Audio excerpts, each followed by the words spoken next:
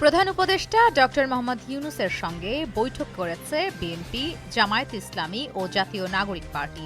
রাষ্ট্রীয় অতিথি ভবন যমুনায় এ বৈঠক অনুষ্ঠিত হয়। বৈঠকে ৩টি দলের ২ জন করে প্রতিনিধি অংশ নিয়েছেন।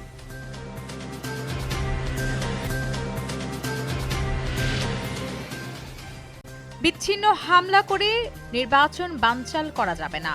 হামলা প্রতিরোধে রাজনৈতিক ঐক্যের বিকল্প নেই। মন্তব্য বিএনপির স্থায়ী কমিটির সদস্য সালাউদ্দিন আহমেদের।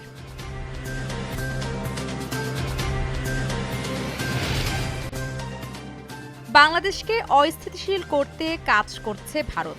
আওয়ামী লীগকে ফিরিয়ে আনার চেষ্টা চলছে, মন্তব্য করেছেন জাতীয় নাগরিক পার্টির আহ্বায়ক নাহিদ ইসলাম।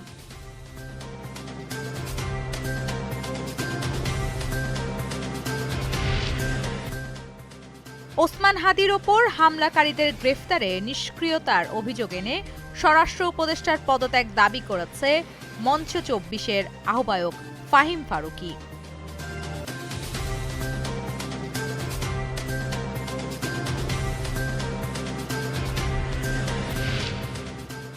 ইরানের নোবেল শান্তি পুরস্কার বিজয়ী নার্গিস মোহাম্মদীকে গ্রেফতার করা হয়েছে।